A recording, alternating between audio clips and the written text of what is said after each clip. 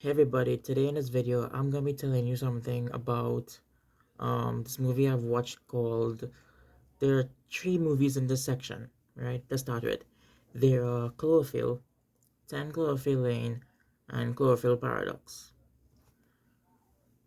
I got fucking no words to say for this movie at all. Like there's nothing for me to I can't understand this trilogy of movies.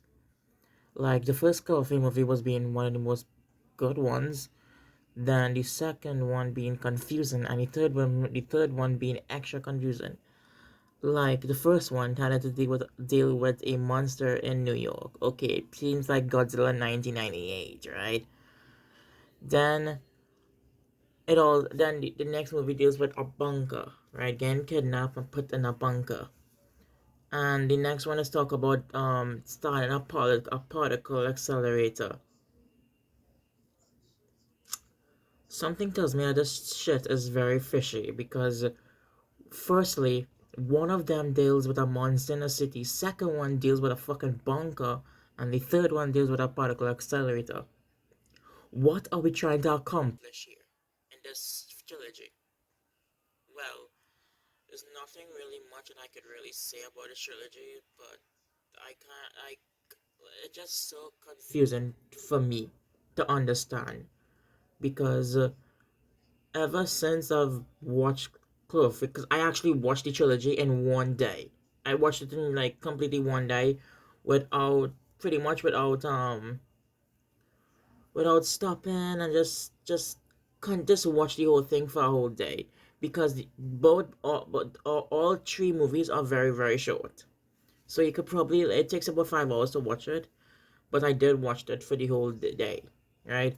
Cloverfield, it's so good. That movie is so good otherwise, right? And it's a nice found footage movie.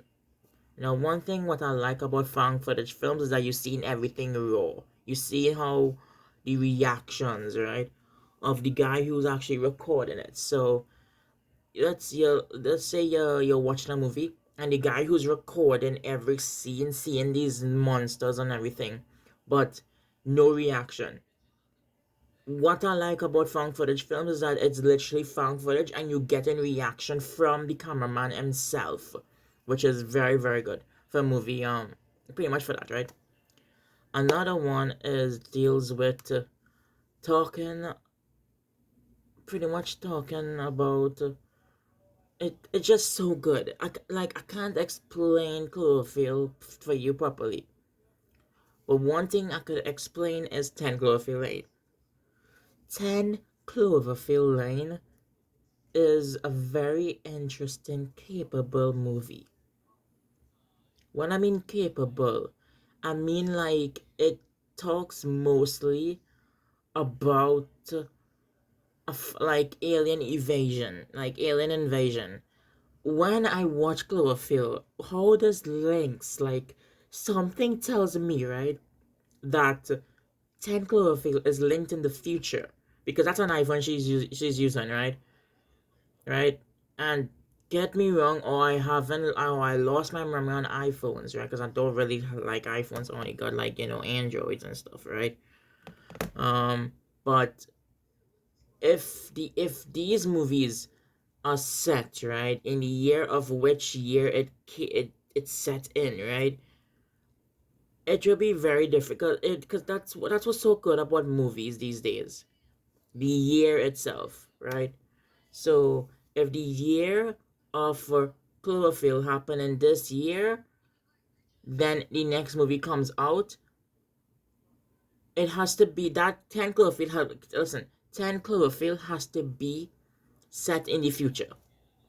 It has to be because or it could set in the past, right? And something tells me that it's been mostly set in the past because of one thing. Michelle, Howard, and Emmett would have known the monster attack, right? Like, what could be the reason because I know for a fact, right? This is movie. This is what you call movie talent, right? And this is what's so good about movies like these, that you could use your mind, right? People like us, like human beings, we have a mouth. We have freedom of speech to speak to anybody, right? In the whole entire world, right? So in Cloverfield, right, words will be going and spreading around. People probably had videotapes, right? Videotaping this monster. Same thing as what we saw in Cloverfield. Even though that footage that we see is owned by the US government. You know, one thing, right, about this, right, is that the survivors, right, when we see this, did the survivors get wiped out like Men in Black? Like, taking like a pen, right? And, flashing them and losing memory. Like the Men in Black movie. I don't think it's that really, because it won't really link to that. So, yeah. Right. But one thing about it, and I fully understand, is that this movie has to be in the past, because they would have known. Words from human knowledge goes out and out and out, right? Like, let's say we have let's say a monster attack this piece of paper, right? Like, let's say this is New York, right? And this is humans. There are humans left New York, which means they survivors, right? And left off, right? And another paper, right? Just a simple, another paper, right? This itself, right? Let's say, okay, this is New York. This is New York. This is the survivors, and this is 10 Cloverfield Lane. 10 Cloverfield Lane, however, right? They would have known. Listen, there's no explanation from that. There's no reason, and because there's nothing. You should have known. Everybody would have known about those types of like, the words would have gone on that there's a monster in New York killing and destroying everything, right? They would have words would have spread. That's how the human is. That's how social media is. Words will spread and spread and spread. Same thing as same pretty much same thing as in any other scenario in the real world, right? Like, for example, Donald Trump, he become the president, right, of the United States of America. Word spread, went all around the world. The whole world knows about it, right? Imagine that. Words was spread. It was spread on social media. It was spread on everywhere. Same thing as in movie telling. It would have spread. So, seeing that all of this was spread enough, right? In 10 Cloverfield, they would have known. Number one, they would have known. Number two, they wouldn't. They will be fucking scared. Number three, there will be a lot of like controversies and conspiracies and all sorts of shit, right? Dealing and in the movie telling, right? So Michelle, Howard, and well, Howard already know, but Michelle and Emmett, they would have 100% known about these attacks in New York. They would have known. That's all I could say, right?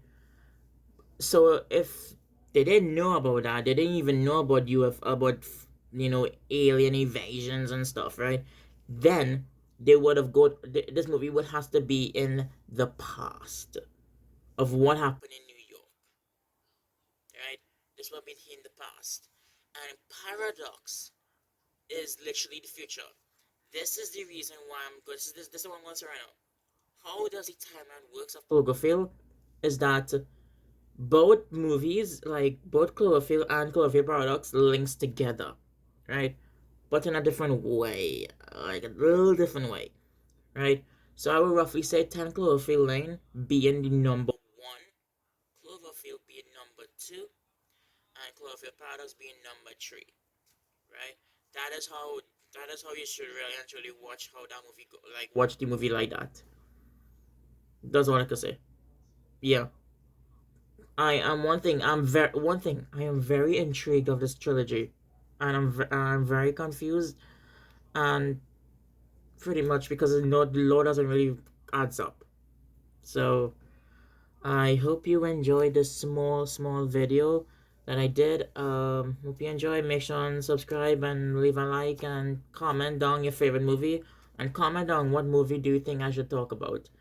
Because the next video is gonna be talking about The Gorge, which is a very interesting movie. So peace out.